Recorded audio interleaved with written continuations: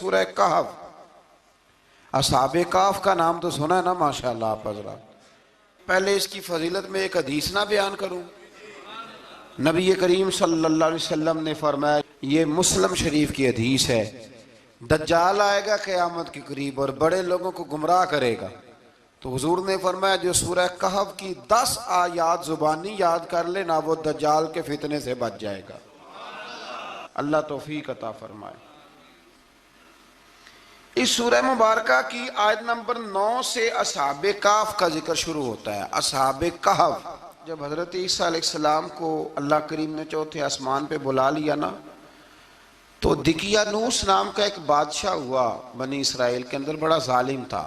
اس نے گمراہی پھیلا دی، اور جو لوگ معاذ اللہ کفر اور شرک نہیں کرتے تھے انہیں قتل کروا دیتا تھا. تو 7-8 نوجوان اپنا ایمان بچا کے بھاگے.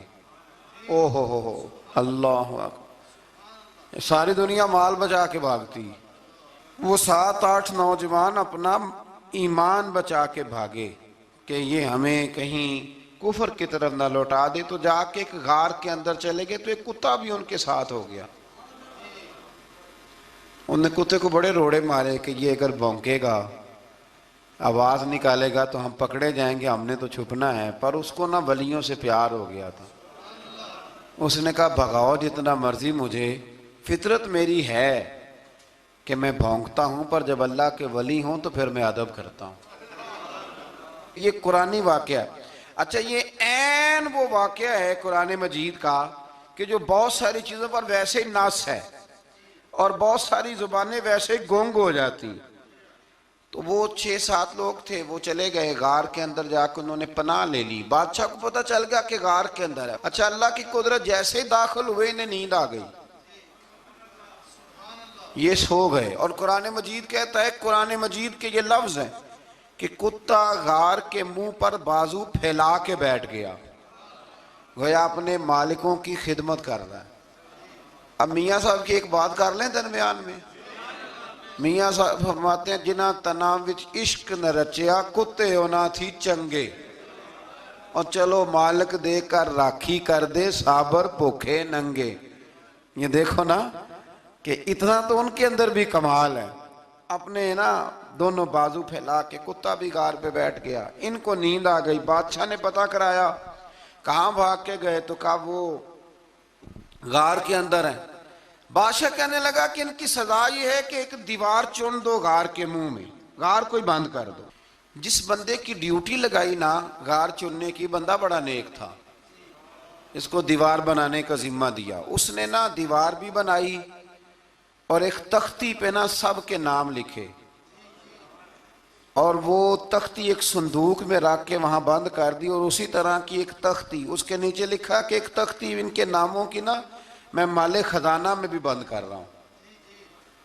اللہ تبارک و تعالیٰ کی قدرت کے بعد مفسرین نے لکھا ہے وہ 100 سال تک سوئے رہے، اور بعض نے لکھا ہے کہ 300 سال تک سوئے رہے. 300 سال کے بعد اس طرح ہوا کہ حکومتیں بدل گئیں. بیدروس نام کا ایک بادشاہ آ گیا، وہ بڑا نیک دل تھا. اس نے ہر طرف حضرت عیسیٰ علیہ السلام کی شریعت کا پھر سے نعرہ بلند کیا. اب نا کچھ لوگ ایسے تھے جو منکر ہو گئے تھے کہ مرنے کے بعد دوبارہ کیسے اٹھیں گے. بادشاہ ایک دن حجرے میں گیا، جا کے دعا مانگی، یا اللہ کوئی ایسی بات دکھا جس سے لوگوں کا ایمان پکا ہو جائے. اس طرح کے بھی بادشاہ ہوا کرتے تھے. تو رب کریم نے کہا میں نے تو پہلے ایک راز چھپا کے رکھا ہوا ہے، کھول دیتے ہیں. اس نے دعا مانگی، اور ادھر کیا معاملہ ہوا، ایک چرواہا بکریاں چرانے والا وہاں سے گزرا. اس نے سوچا یہ دیوار ہے، اگر اس کا منہ کھول لوں نا کبھی تو میری بکریاں یہاں تھوڑا سا دھوپ کے اندر سستا لیا کریں گی. اس چرواہے نے کیا کیا کہ اس نے وہ دیوار گرائی تاکہ میری بکریاں اندر جایا کریں. وہ دیوار گرائی تو اس نے اندر 6-7 لوگ سوئے ہوئے دیکھے اور کتا بھی سویا ہوا دیکھا. اللہ تبارک و تعالیٰ اپنی قدرت سے، اپنے فضل سے ان کی کروٹیں بھی بدلتا رہا. اپنی قدرت سے ایک طرف انسان پڑا رہے نا تو اعضاء گل جاتے ہیں، ان کی کروٹیں بھی بدلی جاتی، مناسب روشنی بھی دی جاتی، حرارت بھی. اس نے دیوار گرائی تو ان کی آنکھ کھل گئی. ایک دوسرے سے کہنے لگے آج تو بڑی گہری نیند سوئے ہیں یار، آج تو لمبی نیند پوری کر لی، چلو بھوک بڑی لگی ہے ایک دوست کو بھیجو۔ یہ سارا واقعہ قرآن مجید میں موجود ہے، میں اپنے لفظوں میں بیان کر رہا ہوں۔ جاؤ ایک دوست کو بھیجو بازار سے نا کھانا لے آئے، پیسے وہی 300 سال پرانی کرنسی۔ وہ جب نان بھائی کی دکان پہ گیا نا سامان لینے، اس کو پیسے دیے تو نان بھائی نے ہاتھ پکڑ لیا، کہنے لگا میاں تو کدھر سے آیا، یہ کون سے پیسے؟ اس نے کہا پیسے کاہے کہ میں بھی سوچ رہا ہوں کہ حالات بدلے ہیں، سارے حضرت عیسیٰ کا کلمہ پڑھ رہے ہیں، ماحول اور ہے۔ اس نے کہا تیرے ہاتھ کوئی خزانہ لگ گیا ہے، یہ تو ہم نام سنتے تھے کہ یہاں کو دقیانوس نام کا بادشاہ رہے، کوئی خزانہ بتا کہاں سے لیے؟ شور ہوا، حاکم شہر تک خبر پہنچی، بادشاہ تک پہنچی۔ اس نے بتایا کہ بھئی ہم تو دقیانوس کے ڈر سے بھاگے ہیں، کل بھاگے ہیں یا آج سویرے، اتنا زیادہ ہمیں پتہ نہیں، کل یا آج سویرے بس نا، اتنا سا ہمیں یاد ہے کہ ہم گئے تھے۔ بہرحال لوگ جمع ہو گئے، اکٹھے ہو گئے، غار تک پہنچے۔ اب جو غار کے اندر تھے وہ پتہ کہتے کہتے لگتا ہے ہمارا دوست پکڑا گیا ہے، اب پکڑا گیا ہے تو اب بندے جمع ہو گئے، وہ اندر ڈر رہے تھے، تسبیح کر رہے تھے، اللہ کو یاد کر رہے تھے۔ ادھر یہ پہنچ گیا جب ان لوگوں نے یہ جیتا جاگتا رب کے فضل کا نمونہ دیکھا، اور بادشاہ نے کہا کہ یہ کیا ہے؟ صندوق کھولا تو اس کے اندر وہ تختی لکھی تھی کہ یہ ان کے نام ہے، یہ دقیانوس سے ڈر کے بھاگے ہوئے ہیں، یہاں یہ سو رہے ہیں، اور اسی کی ایک تختی میں نے فلان جگہ بھی دفن کیا، وہ تختی بھی وہاں سے نکل آئی۔ اب سب لوگوں کی آنکھوں میں آنسو آئے اور سب کہنے لگے لا الہ الا اللہ، لا الہ الا اللہ، لا الہ الا اللہ۔ تو اصحاب کہف کہنے لگے کہ ہمیں اب اجازت ہے، ہم پھر دوبارہ غار میں جاتے ہیں۔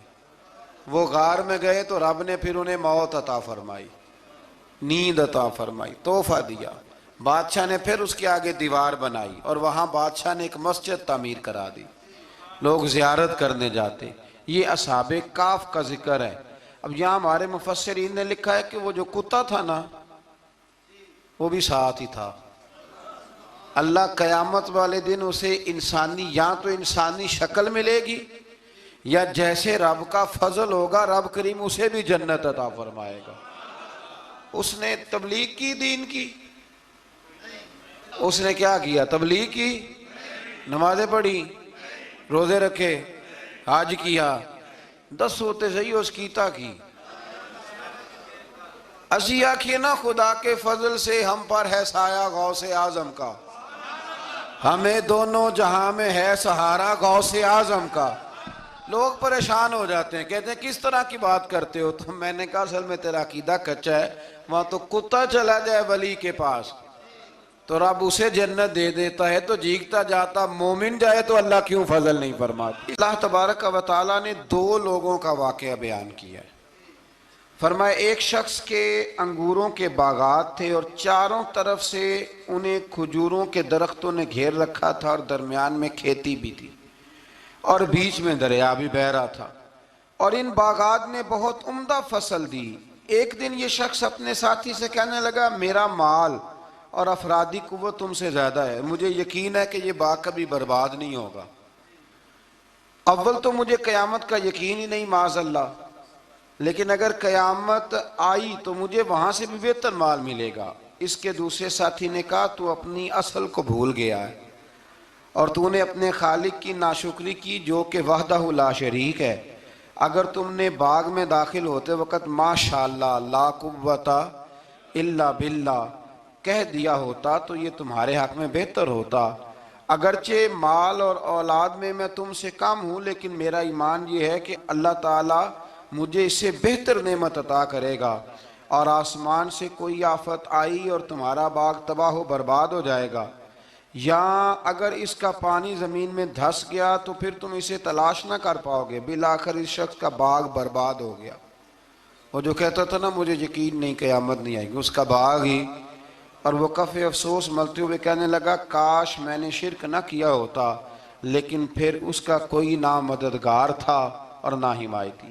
آیت نمبر 45 میں اللہ تعالیٰ نے دنیا کی زندگی کی ناپائیداری کو ایک مثال سے بیان فرمایا کہ آسمان سے بارش نازل ہوئی، گھنا سبزہ نکلا، پھر وہ سوکھ کر چورا چورا ہو گیا، جسے ہوا اڑا کے لے گئی۔ مال اور بیٹے تو محض جیتی دنیا کا سنگار ہے۔ جب تک تم زندہ ہو تب تک مال بھی ہیں اور بیٹے بھی ہیں۔ والباقیات الصالحات، ہاں اگر کچھ ہے باقی رہے گی تو تمہارے اچھے اعمال باقی رہیں گے، اور اگر اولاد نیک ہوئی تو وہ بھی باقیات الصالحات میں شامل ہو جائے گی۔ آیت نمبر 47 سے فرمایا کہ قیامت کے دن تمام روئے زمین پر ایک کھلے میدان کی صورت میں ہوگا، سب لوگ صف باندھے رب کے حضور اکیلے حاضر ہوں گے اور اپنے اعمال ناموں کو دیکھ کر خوف زدہ ہوں گے، کہیں گے ہائے افسوس اس اعمال نامے کو کیا ہوا، اس نے نہ کوئی صغیرہ گناہ چھوڑا نہ کبیرہ، مگر سب کو شمار کیا۔ آیت نمبر 50 میں حضرت آدم علیہ السلام کو فرشتوں کے سجدہ، ابلیس کی نافرمانی اور شیطان اور اس کی ذریت کے انسان کے دشمن ہونے کا بیان ہے۔ آگے پھر ذکر شروع ہو جاتا ہے حضرت موسیٰ علیہ السلام اور حضرت خضر علیہ السلام کا۔ یہ لفظ خضر بھی ہے اور خضر بھی ہے، یہ دو تین طریقوں سے پڑھا جاتا ہے۔ حضرت خضر کے بارے میں مختلف روایات ہیں کہ یہ ولی ہیں کہ نبی ہیں، لیکن مضبوط رائے اکثر بزرگوں کی یہی ہے کہ یہ بھی اللہ کے نبی ہیں، اور بعض نے لکھا ہے یہ ہمیشہ سے زندہ ہیں۔ یہ دو اللہ کے نبی حضرت الیاس علیہ السلام اور حضرت خضر علیہ السلام، یہ دونوں ہر سال حج میں بھی جاتے ہیں، ہر سال حج میں بھی جاتے ہیں، کیونکہ ایک روایت ملتی ہے کہ محبوب کریم علیہ السلام حج پہ گئے تو فرمایا میں الیاس اور خضر کو پہاڑوں سے اترتے ہوئے دیکھ رہا ہوں۔ تو جن کو اللہ نے کھلی آنکھیں دی ہوتی ہیں پھر انہیں زیارت بھی ہوتی ہے۔